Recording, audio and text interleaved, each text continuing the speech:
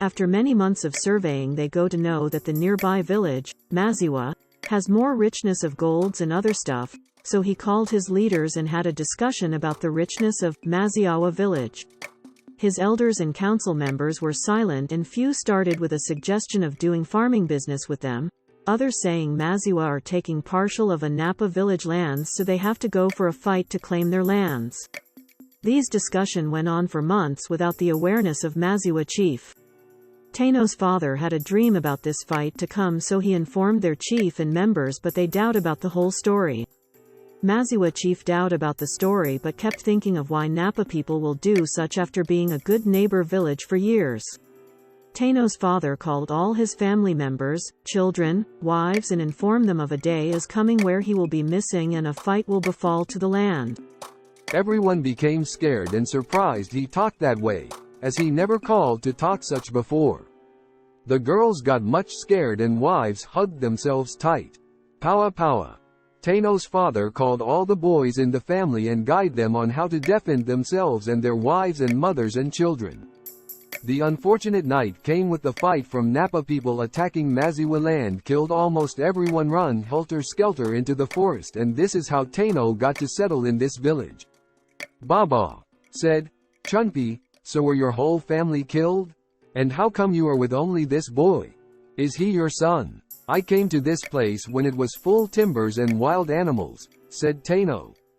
I built a room myself and later cleared the bush and made use of the tress and built as a house.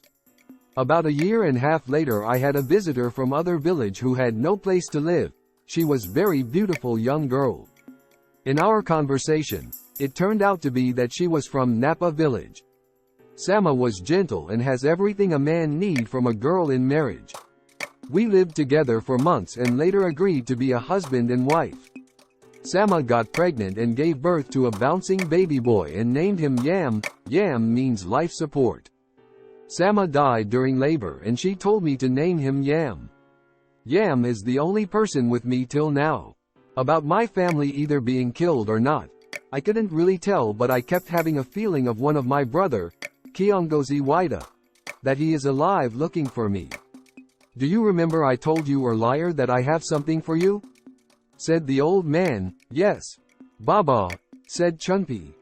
Do you also remember I said my father comes to me in a dream? Yes. Baba, said Chunpe. My father keeps telling me of a man I will meet very soon and he will be a savior of our land. Also said he looks poor physically but rich at heart.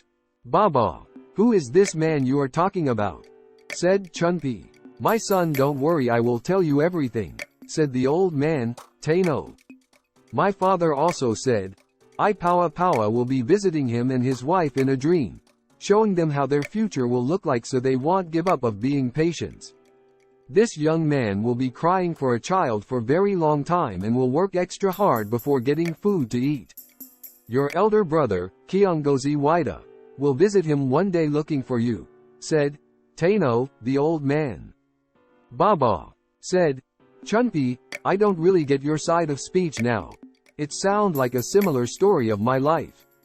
I have been crying for a child and also see an old man sometimes in my dream telling things to be happy about, same as my wife. Is getting late, said Tayno, old man.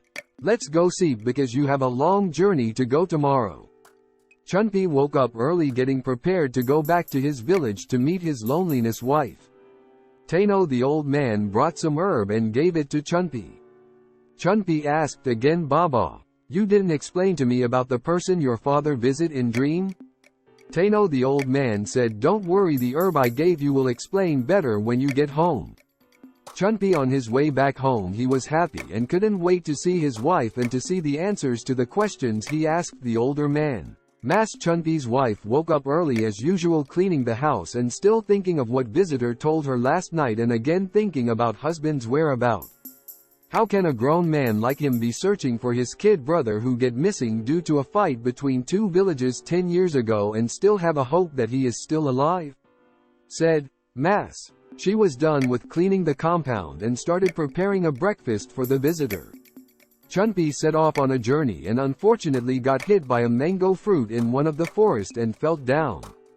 After couple of minutes he opened his eyes. To his surprise, he was in his farm. He couldn't believe got there so fast. Chunpe turned around looking at the farm and everything shows he is at his farmland. So he rushed heading to his house to see his wife. Here is a food for your breakfast. Eat well before you continue your journey. This is my husband's favorite meal, just as you said I should prepare, and that he is on the way coming home.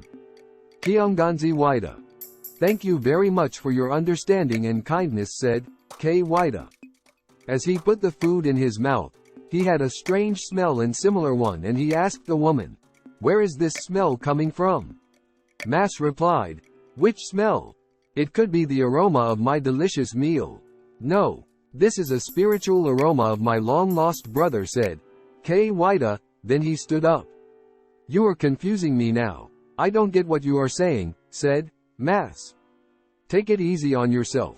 I know how much your brother mean to you, but finish your meal to continue the journey looking for him," said Masse. "I can feel the smell getting closer to this house," said waida. After 20 minutes later, said waida, walked to the entrance of the house, and here comes Chunpe. "Who are you?" said Chunpe. "Now who are you carrying my brother's spiritual leaf?" said waida. Masse rushed to the entrance as she heard her husband's voice, and screamed and hugged him so tight. "Where have you been, my love?" said Masse. "Are you okay? I have been looking for you in the whole village until I came across this man." "Is he your husband?" asked waida. Masse replied, "Yes." "Who is this man?" asked Chunpe. "Come inside, have a sit and let's talk," said Masse. Chunpe, Masse and waida are all seated, and Chunpe asked, "Where are you from?" "My name is waida, also known as Kiongozi. I'm a hunter and herbalist from Maziwa village looking for your brother," said Chunpe. Waida was surprised. "How did you know?" Chunpe started to narrate all what Tayno told him about his missing elder brother. "Where is he? Do you know the place? Please take me there," said waida. "Why is seeing your kid brother after very long time so important? Is there anything special after seeing him?" said Chunpe. "Yes," said waida. "I have been getting a dream telling me to find my kid brother because he got solution to the problem of Maziwa and Nap." "Well said, and this is strange though, but how can I leave my wife again sending you to see him?" said Chunpe. "Your kid brother, she will be lonely. I will be glad if we could go see my brother, then you can return back home, if it won't be a problem to you, waida. Give us a minute, let me talk to my wife about this privately." Chunpe. "Masse, my dear, what do you think about this situation?" Chunpe. "Well, if you have already heard of the story from his kid brother as I also heard, both of them really make sense, Masse. Yes, and Baba, the old man, told me that all my questions' answers are here when I arrive. Could this be the answer?" Chunpe. "The village is very far place which could take us the whole day walking. Can you go with us together?" Chunpe. "Yes, I will try my best, and I think we have to go along with some food and water, Masse." Chunpe, Masse and waida got prepared and set of the journey to Zukale village. After a long walk in the forest, they all got tired and their food almost got finished. They got close to a stream, and ahead are some wild animals.